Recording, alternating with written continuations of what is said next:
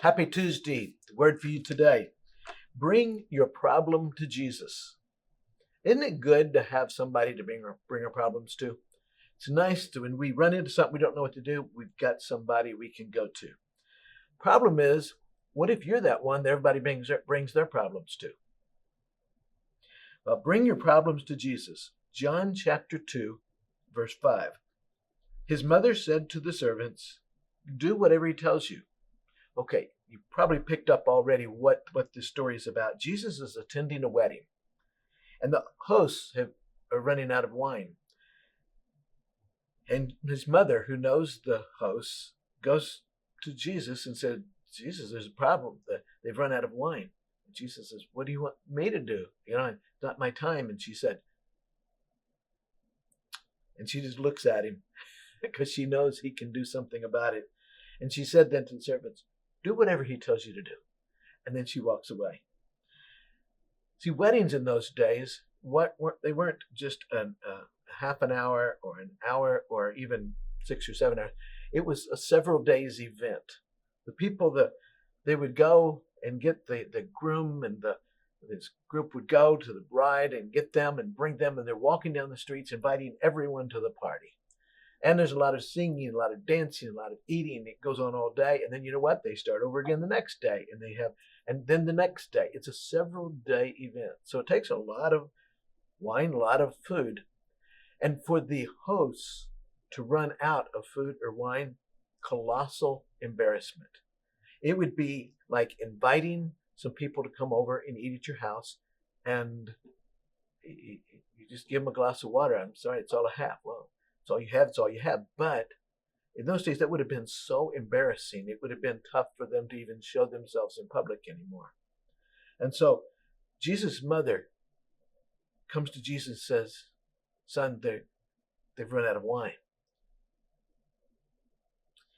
Notice what she does and what she doesn't do. Notice what she does. She brings the problem to Jesus. She trusts him to solve the problem. Then she tells the servants to do whatever he tells them to do. But also notice what she doesn't do. She doesn't tell Jesus what to do.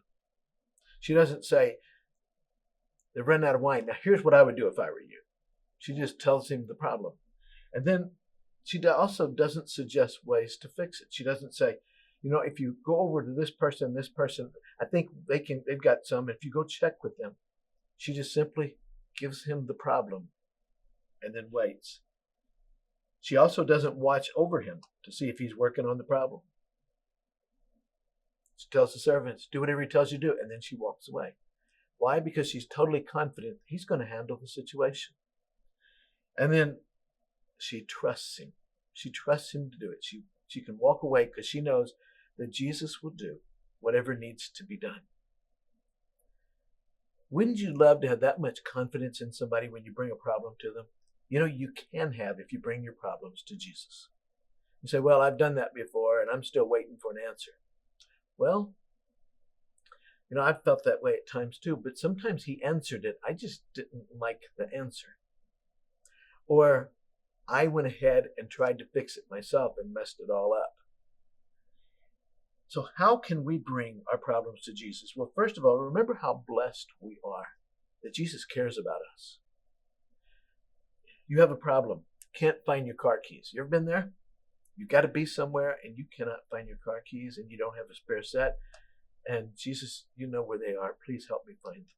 And I can tell you some times when he just answered that. He put in my mind to go to a place in the house. And I went there and it wasn't there, but as I turned my head, boom, I saw him. How did that happen?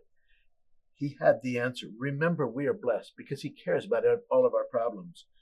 Remember, when we have problems, don't look down, but look up. Look up. Because our answer isn't down, our answer is up.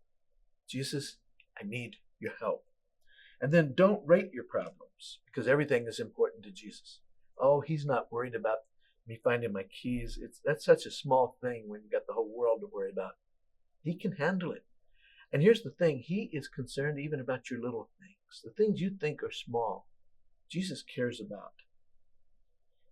And then spend time talking to Jesus, but be sure to listen. Be sure to listen. Sometimes we say, Jesus, help me find my keys, and then stick our hand out and wait for the keys to be found. No, let me show you where they are. He'll give you an idea where to go look. He'll do something like that. But talk to him, but then listen too. And then trust him to do what only he can do. Trust him to do what only he can do. And the bigger the problem, sometimes the longer it takes. You may have a loved one that you're praying for that person, and they just seem to make bad decision after bad decision after bad decision. And you're praying, and don't give up. Trust him to do what only he can do. And trust him to do it in his time. He knows what's best.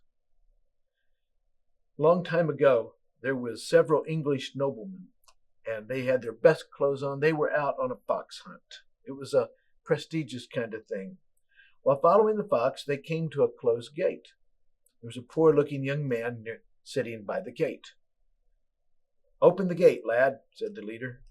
Now, these were leaders of the community. These were the top dogs of the town. And they're used to people obeying when they say something. "No," said the boy. "This property belongs to my father, and he told me to leave it shut and open it for no one." The leader testily replied, "Open the gate, boy. Do you know who I am?" "No, sir," said the boy. The leader proclaimed, "I am the Duke of Wellington." What do you think the Duke of Wellington expected the boy to do then? He expected him to jump up and open the gate when he realized who he was. The boy replied, "The Duke of Wellington is a hero in this country, and he would not ask me to disobey my father."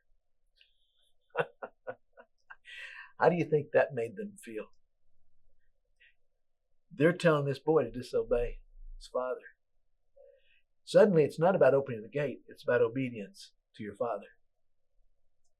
They rode a different direction. Bring your problem to Jesus, and then just do what he tells you to do, whether it makes any sense or not, whether it seems to help or not. Just do what he said to do. We go to Jesus, he'll give us an answer, and it'll be the right answer, whether we recognize it or not. What problems do you have that you need to take to Jesus? Would you do that today? Just go to him and say, "Lord, I've worked on this and worked on this. I'm at a loss. I don't know what to do."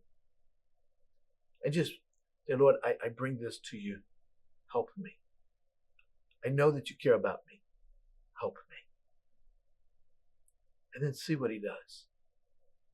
If he solves that problem, you get a chance, holler at me. Let me know how that went. I would really enjoy hearing your story.